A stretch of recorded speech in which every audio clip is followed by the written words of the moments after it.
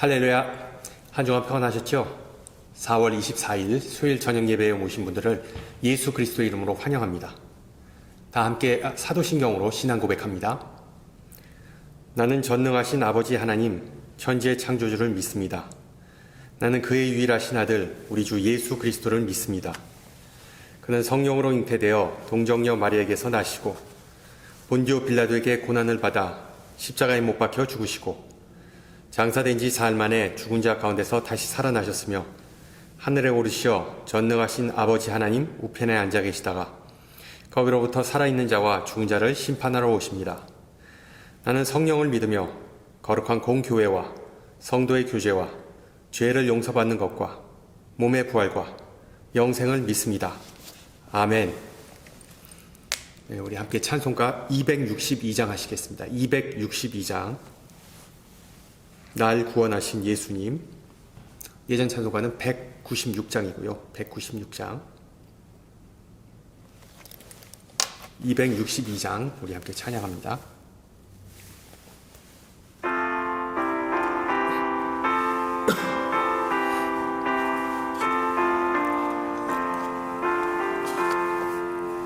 날 구원하신 예수님 영원히 찬송하겠네. 저 죄인 어서 주께 와 죄 사유하심 받으라. 구하라 주실 것이요 찾으라 얻을 것이라. 죄 중에 상한 영혼을 주 온전하게 하시네. 주 우리 죄로 인하여 피 흘려 죽으셨으니 주밖에 없는 사랑을 만 백성 알게 전하세. 주 예수 사랑 못 잊어 나 항상 주물 흘리네. 이 세상 어디 가든지 나 주만 생각합니다. 목마른 자이 세매와 영생의 눈물 마시라. 내 주를 사랑한데도 늘 맘에 부족하도다. 아멘. 하나님께서 오늘 저녁 우리에게 주신 말씀 예레미야서 17장 5절에서 10절입니다. 제가 가진 성경으로 구약 1077페이지입니다. 1077페이지.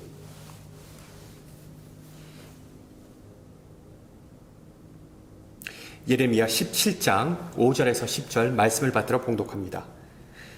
여호와께서 이와 같이 말씀하시니라. 무릇 사람을 믿으며 육신으로 그의 힘을 삼고 마음이 여호와에게서 떠난 그 사람은 저주를 받을 것이라. 그는 사막의 떨기나무 같아서 좋은 일이 오는 것을 보지 못하고 광야, 간조한 곳, 건건한 땅, 사람이 살지 않는 땅에 살리라. 그러나 무릇 여호와를 의지하여 여호와를 의뢰하는 그 사람은 복을 받을 것이라. 그는 물가에 심어진 나무가 그 뿌리를 강변에 뻗치고 더위가 올지라도 두려워하지 아니하며 그 잎이 청청하며 가무는 해에도 걱정이 없고 결실이 그치지 아니함 같으니라. 만물보다 거짓되고 심히 부패한 것은 마음이라. 누가 능히 이를 알리오마는 나 여호와는 심장을 살피며 폐부를 시험하고 각각 그의 행위와 그의 행실대로 보응하나니. 10절. 네. 아멘.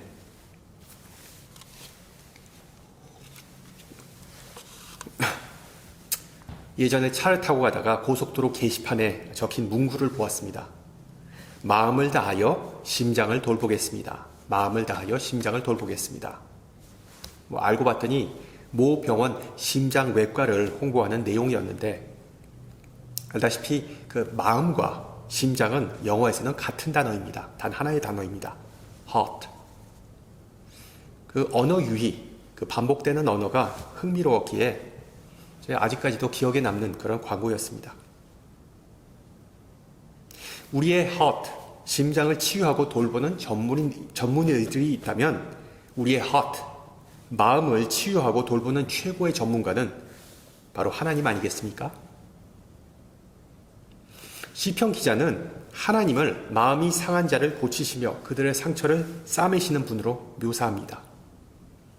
부전자전, 누가복음 저자 또한 예수님에 대하여서 마음이 상한 자를 치유하기 위해 기름 부음 받으시고 보냄 받으셨다라고 묘사합니다. 실제로 예수님은 부활하신 후에 마음을 치유하는 그 사역에 힘을 쏟아 부으셨습니다. 지난주에 예수님께서 디베랴 바닷가에서 제자들과 재회한 그 이야기를 나누었는데 예수님은 제자들에게 그 조식을 제공해 주셨을 뿐만 아니라 베드로에게 용서를 베푸셨습니다. 우리가 주목해야 할 부분은 요한복음 21장에서 베드로는 예수님에게 잘못했다고 고백하거나 용서를 구한 적이 없다는 것입니다. 어떤 이들은 가룟 유다는 예수님을 배신하고 후회만 했고 베드로는 예수님을 배신했지만 회개했다고 주장하지만 복음서 그 어디에도 베드로가 주님 제가 죽일 놈입니다. 용서해 주십시오 라고 말한 적 없습니다.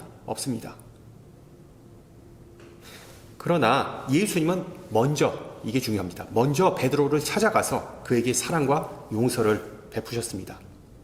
그게 바로 우리가 말하는 아가페 사랑이라고 요한복음 저자는 말하고 있습니다. 하나님께서 우리 인간을 먼저 사랑하시고 용서하셨듯이 하나님께서도 우리도 그와 같이 하시기를 원하십니다. 상대방이 먼저 나를 찾아와서 잘못했다고 말하는 것을 기다리지 마세요. 안 그러면 피해자는 분노와 원망 그리고 가해자는 수치와 죄책감이라는 것을 끝없이 키우게 됩니다. 어떻게 보면 예수님의 목적은 상처 입은 그 베드로의 마음을 치유하는 것이었습니다. 그리고 그 치유가 얼마나 성공적이었는지 베드로는 이제 죽을 때까지 그 마음이 변하지 않게 일편단심으로 예수님을 따랐습니다. 인간의 마음 속에 무엇이 있는가를 보여주는 중요한 사례이죠. 하나님은 인간의 중심, 즉 마음을 보시는 분이십니다. 문제는 우리 인간은 하나님이 아니기 때문에 타인의 마음속이 보이지 않는다는 것입니다. 또한 그 마음이라는 그 단어 자체를 우리가 정의하기가 쉽지 않죠. 여러분, 마음이 도대체 뭡니까? 실제로 성경에 사용된 heart, 그 마음이라는 단어는 여러 가지의 의미를 포함합니다. 인격, 지성, 추억, 감정, 욕망 등등. 그래서 시편 기자는 각 사람의 속뜻과 마음이 깊도다라고 기록합니다. 또한 프랑스 과학자이자 신비가인 파스칼은 사람의 마음 속에는 인간의 이성과는 다른 그것만의 독특한 이성이 있다라는 명언을 남겼습니다. 그러니까 한마디로 인간의 이성은 인간의 마음을 이해할 수 없다는 것이죠. 실제로 인간의 마음은 변덕스럽고 편향적이고 현명하지 못할 때가 많습니다. 어떤 사람은 마음의 소리를 듣고 따라라 그리고 후회 없는 삶을 살아라 라고 말하지만 다른 사람은 마음의 소리를 듣고 따랐더니 내 삶이 망했다 라고 토로합니다. 오늘 본문에 나온 예레미야 선지자는 그것보다 더 한 걸음 나아가서 만물보다 거짓되고 심히 부패한 것은 마음이라 누가 능히 이를 알리오라고 탄식합니다. 비슷한 맥락에서 스코틀랜드의 종교개혁자 존 낙스도 자신이 작성한 그 신앙 고백서에서 인간 안에 있는 하나님의 형상이 완전히 손상되었고 그와 그의 후손들은 본성적으로 하나님을 적대시하며 사탄의 노예와 죄의 종이 되었다라는 상당히 비판적인 지각을 드러냈습니다. 마찬가지로 우리 개혁주의 전통의 종교개혁자 존 칼빈은 전적 부패, 영어로 total depravity, 전적 타락, 즉 인간이 외적으로는 아무리 선한 일을 행하여도 그 마음, 그 내면에는 너무 부패했기에, 너무 거짓되었기에 하나님을 기쁘게 할 수 없다라고 주장하였습니다. 여러분 어떠세요? 어렸을 때부터 신앙생활 하신 분들은 죄를 분별하고 그리고 회개의 중요성을 체계적으로 배우셨겠지만 이 죄에 관한 이 종교개혁자들의 주장, 좀 극단적이라고 느끼실 수도 있습니다. 마음의 부패성과 거짓됨에 관한 예레미야 선지자의 비판적 시각도 다소 과장되지 않았나라는 생각이 들 수도 있습니다. 여러분 한번 생각해 보세요. 보통 마음, heart라는 단어를 들으면 여러분 어떤 생각이 떠오르시나요?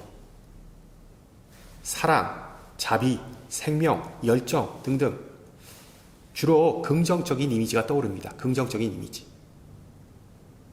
인간의 마음을 어떤 부패, 타락, 기만, 악함과 같은 개념과 일치시키기가 쉽지 않습니다. 부정적인 이미지가 연상되지 않습니다. 예를 들어 내 마음을 받아줘 라고 프로포즈를 하면서 그 마음이 시커멓고 다른 속셈이 있는 사람은 정상적이지도 그리고 또 일반적이지도 않습니다. 따라서 사람의 마음은 타락하고 거짓되고 기만적이라고 주장하는 것은 좀 설득력이 떨어지고 시대의 정신과 맞지 않는 부분이 있습니다. 오히려 타인이 실수하고 전적으로 신뢰가 가지 않더라도 잘 들여다보면 그렇게 나쁜 사람은 아니다라고 말하면서 눈 감아주거나 좋게 넘어가는 것이 인간의 도리 아니겠습니까? 그러므로 부활하신 예수님께서도 베드로에게 내 이놈! 내 죄를 알렸다 라고 화를 내지 않고 다시 한번 기회를 주셨다고 우리 충분히 생각할 수 있는 것이죠.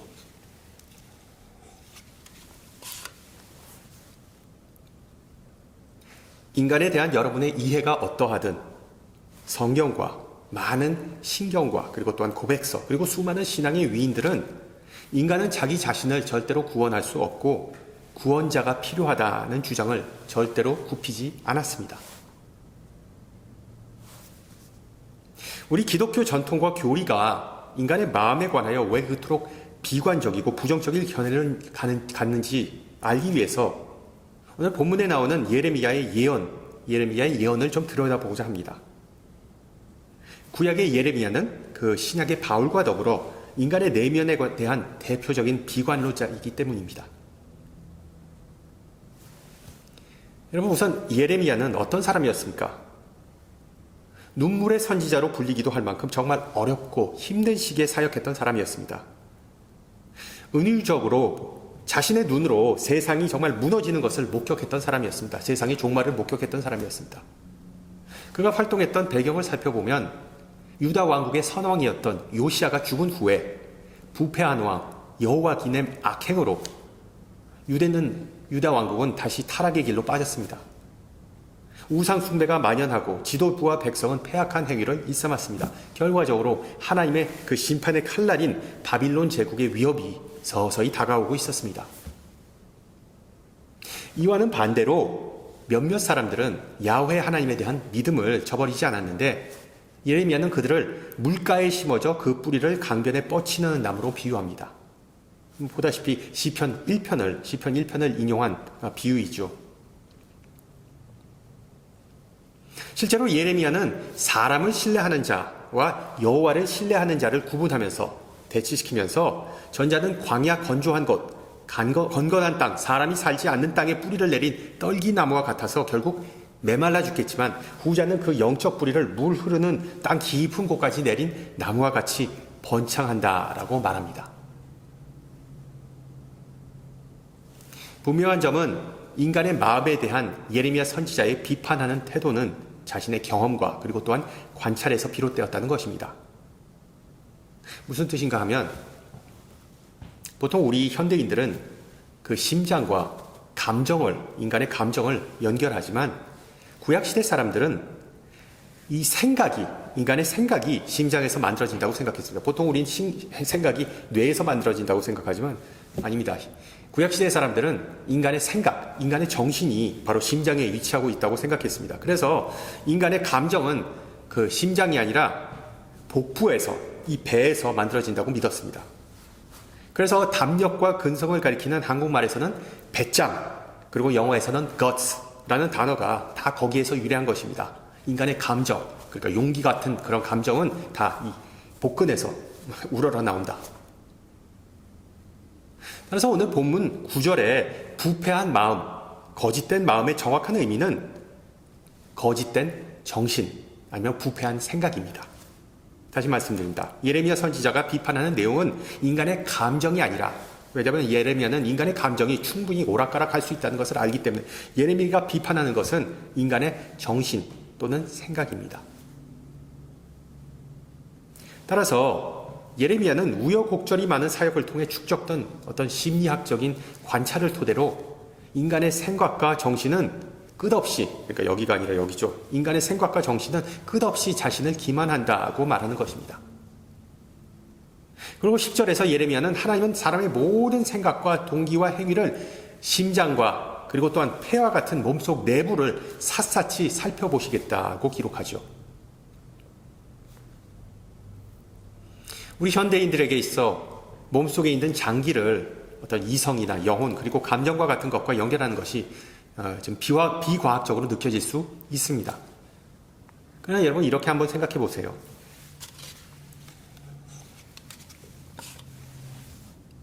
그리스도인이든 비그리스도인이든 인간의 마음이 부패했다, 아니면 인간의 마음은 문제가 많다라는 주장을 반박하기는 어려울 겁니다. 뉴스나 각종 미디어를 보면 이 세상 자체에 죄가 만연하다는 것, 문제가 많다는 것은 자명한 사실이기 때문이죠. 오죽했으면 미국 사람들도 broken world, 즉 망가진 세상이라는 표현을 쓰겠습니까? 문제는 그 세상 속에 많은 사람이 자기 자신보다는 다른 사람들에게 문제가 더 많다, 다른 사람들이 죄를 더 많이 짓는다라고 착각하는 것입니다.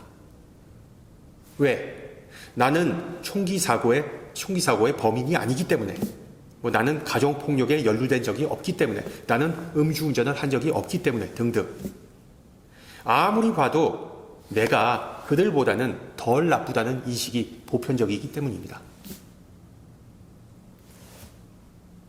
그러나 50보 100보이죠. 죄는 죄입니다.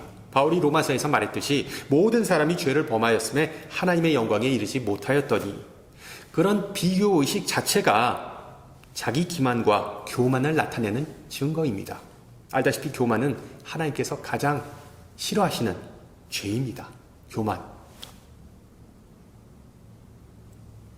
그렇습니다.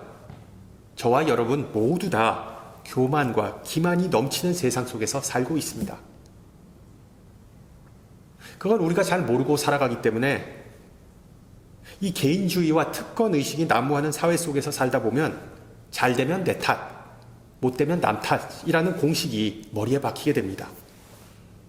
지난주에 말씀드렸듯이 우리가 사는 이 사회에 있는 많은 이들의 인생의 목적은 바로 행복과 성공으로 요약되기 때문에 우리는 일반적으로 어린 시절부터 실력과 그리고 또한 비전, 소위 말하는 야망을 좋게 포장한 비전을 키워서 나중에 자신의 인생은 스스로 개척해야 한다고 배워왔습니다.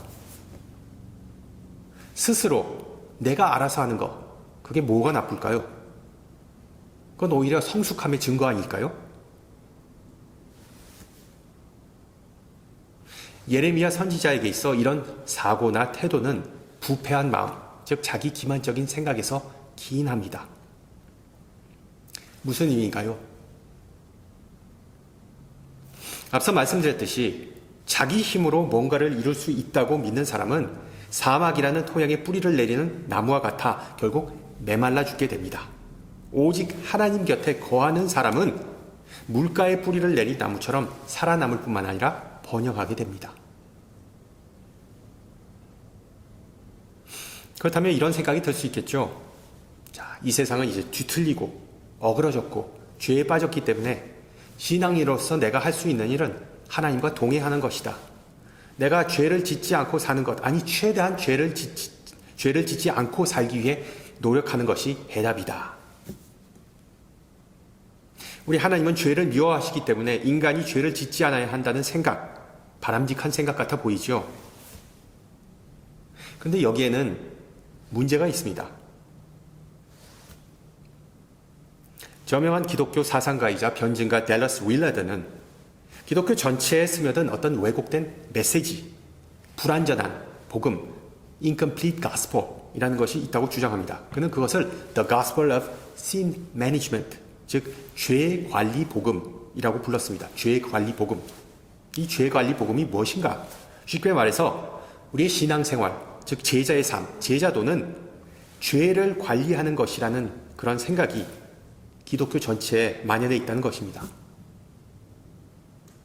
아니, 신앙생활이 죄를 관리하는 것 아닌가? 라고 여러분 생각하시겠지만 잘 들어보세요. 보통 우리는 예수님을 따르는 제자인데 이 제자는 규칙, 영어로는 discipline, 규칙을 배우고 따라야 한다고 생각합니다. 즉 하나님께서 기뻐하시는 것은 하고 싫어하시는 것은 하지 말아야 한다고 어릴 적부터 배워왔습니다. 뭐 예를 들어 주일 되면 우리가 주일 성수해야 된다, 11조 생활해야 된다, 방탕과 향락을 멀리해야 된다, 거짓말이나 뒷담화하지 말아야 한다 등등. 그런데 인간이 살다 보면 얼마든지 실수할 수 있습니다. 아무리 죄를 짓지 않고자 하더라도 결국은 죄를 짓게 됩니다. 무슨 과계부를 관리하듯이 개인의 죄를 다 일일이 관리한다는 것은 불가능한 일이죠. 다행인 것은 우리 뒤에 예수님이 계시기 때문에 뒤치다거리는 다 그분의 몫이라는 것입니다. 따라서 우리가 할 수 있는 것은 그냥 죄 짓지 않기 위해 최선을 다해 사는 것이고 나머지는 하나님의 은혜와 자비에 맡기는 것이다. 뭐 우리가 많이 들었던 내용입니다. 죄를 최대한 짓지 않고 사는 것, 죄를 관리하며 사는 것. 근데 그게 뭐가 문제일까요? 앞서 말씀드렸듯이 이 죄 관리 복음이라는 개념은, 이 사상은 틀렸다기보다는 불완전한 복음입니다. 불완전한 복음.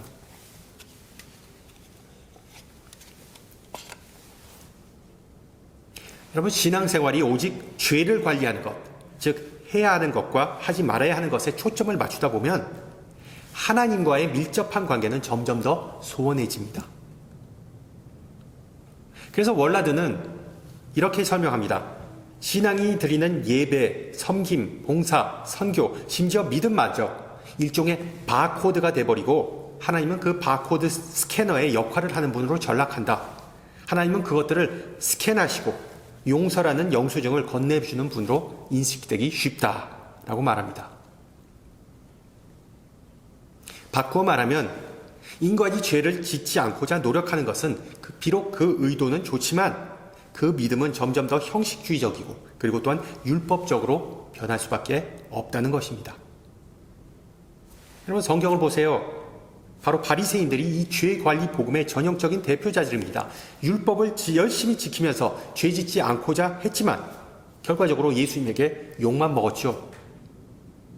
로마서 7장 오호라 나는 공고한 사람이로다.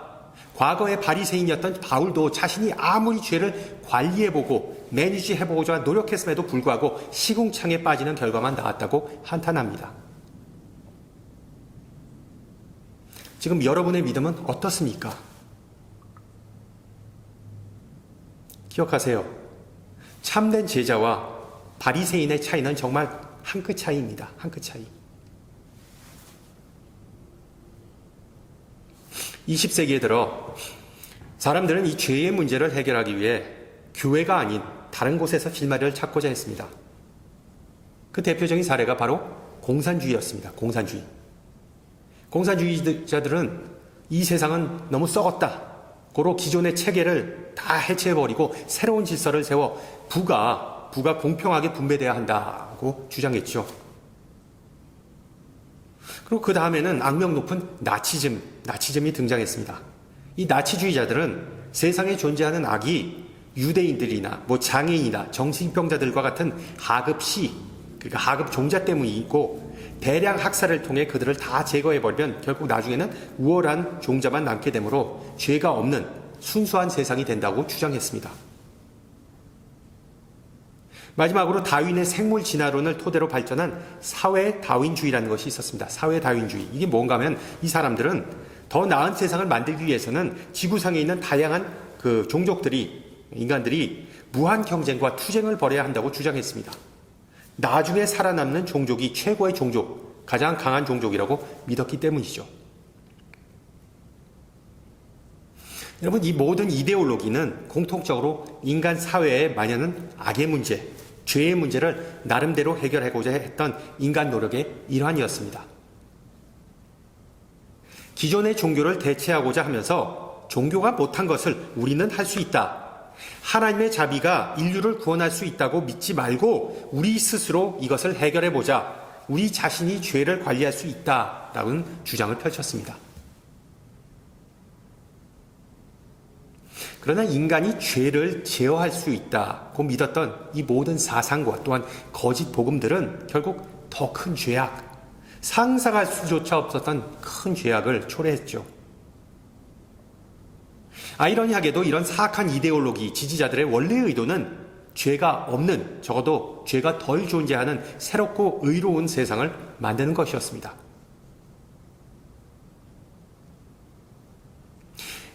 예레미야의 처지에서 볼 때 인간이 만들어낸 이와 같은 모든 사상과 신념은 인간의 부패한 마음, 자기 기만적인 본성을 보여주는 사례였습니다.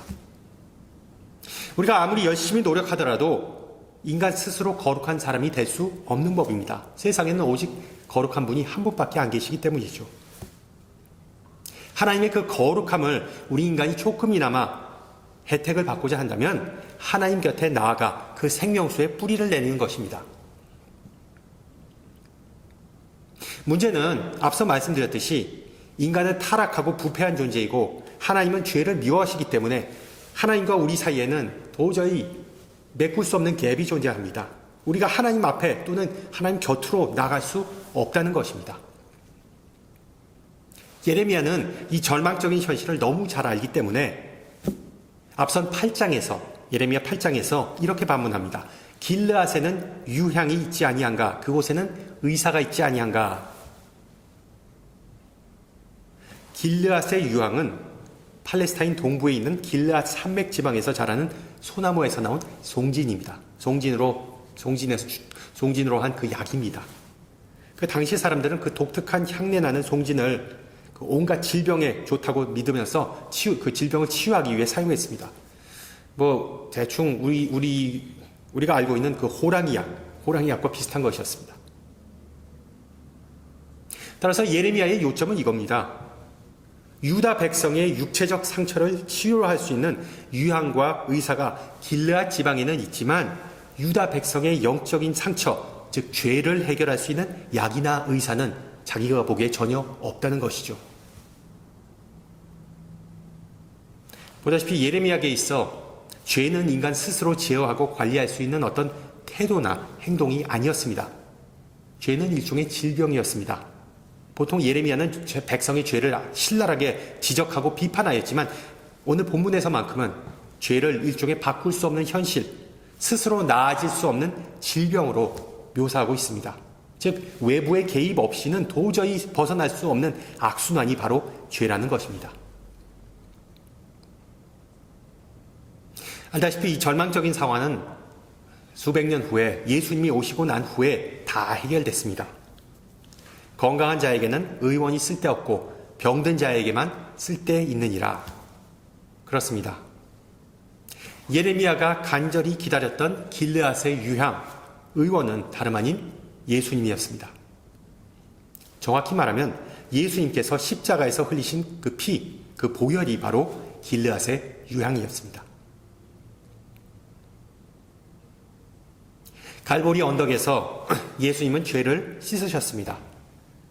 하나님은 인간의 죄를 사하셨습니다. 그렇다고 우리는 이 죄라는 현실을 부정하고 망각할 수 없습니다. 그러므로 우리에게 전해진 성경, 신조, 그리고 신앙 선조들의 모든 증언은 다 그토록 죄의 위험성을 강조하고 있는 것입니다. 그러므로 우리가 드리는 예배 또한 항상 찬양, praise, 그리고 repentance, 회개라는 그 두 개의 큰 기둥을 가지고 있는 것입니다. 우리가 하나님께 올리는 찬양, 기도, 그리고 전해지는 말씀 속에서 이 회개라는 메시지가 없으면, 죄에 관한 메시지가 없으면 그 예배는 불완전한 반쪽짜리 예배로 전락하기 십상입니다. 자주 듣는 말이지만 좋은 예배, 건강한 예배는 은혜를 받는 설교가 아닙니다, 여러분. 좋은 예배, 건강한 예배는 기분 좋게 해주는 예배가 아닙니다. 오히려 기분 나쁘게, 즉 죄라는 현실에 우리의 눈을 뜨게 해주는 그런 예배입니다. 그래서 우리는 항상 죄라는 현실을 직시해야 합니다. 그렇다고 죄의 현실 속에 이 죄라는 정말 감당할 수 없는 멍에를 억눌러 살지는 말아야 하겠죠. 왜? 그 어떤 죄도 무마시키는 강력한 치료법이, 해법이 우리에게 주어졌기 때문입니다. 바로 갈보리 언덕 위 십자가에서 보여주신 그리스도의 놀라운 사랑이 바로 그것입니다. 할렐루야. 하나님이시여 나를 살피사 내 마음을 아시며 나를 시험하사 내 뜻을 아옵소서. 내게 무슨 악한 행위가 있나 보시고 나를 영원한 길로 인도하소서라는 다윗의 고백처럼 이제부터 우리의 부패한 마음을 하나님 앞에 담대히 가지고 나갈 수 있는 은혜가 있기를 축원합니다. 함께 기도합니다. 은혜가 많으신 하나님, 오늘 주신 말씀을 통해 우리 마음속을 다시 들여다보는 계기를 제공해 주심을 감사합니다. 열 길을 알아도 사람의 마음은 모른다는 말처럼 우리가 비록 주님의 자녀이자 백성일지라도 우리 마음에 대해 무지함을 고백합니다.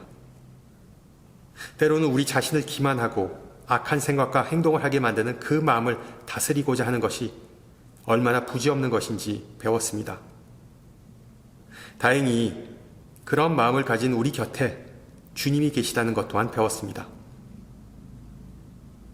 하나님 많으신 주님, 우리의 마음을 항상 살피사 그 안에 있는 생각과 동기, 계획이 하나님의 뜻과 일치하는지 알게 하옵시고 우리의 마음뿐만 아니라 우리의 정신과 영혼을 항상 깨끗해 하사 길르앗의 유향, 어린 양의 보혈로서 우리 자신과 우리의 삶이 주님 앞에 거룩한 산 제사가 되기를 간구합니다. 우리가 사는 이 세대는 마음의 욕망을 따르라고 부추기지만 우리는 오직 주님만을 의지하며 주님의 인도하심을 따르기를 소망하오니 우리의 모든 언행 속에서 주님의 형상과 사랑이 드러나는 은혜가 있게 하옵소서. 하나님은 거룩하고 공평하심으로 하나님을 신뢰하는 자에게 상 주시고 하나님의 은혜와 자비를 거부하는 자는 벌하시는 줄 아오니 주님의 백성된 우리는 항상 주님 품 안에 거하게 하면서 늘 싹이 트고 번창하고 열매 맺는 물가에 뿌리를 내린 나무와 같이 주님께 영광과 찬양을 돌리게 하옵소서. 함께 주님 가르쳐 주신 기도합니다. 하늘에 계신 우리 아버지, 아버지의 이름을 거룩하게 하시며 아버지의 나라가 오게 하시며 아버지의 뜻이 하늘에서와 같이 땅에서도 이루어지게 하소서. 오늘 우리에게 일용할 양식을 주시고 우리가 우리에게 잘못한 사람을 용서하여 준 것 같이 우리 죄를 용서하여 주시고 우리를 시험에 빠지지 않게 하시고 악에서 구하소서. 나라와 권능과 영광이 영원히 아버지의 것입니다. 아멘. 네, 날씨가 상당히 더워졌네요. 여러분 항상 건강, 그리고 저는 다음 주 이 시간에 뵙겠습니다. 샬롬.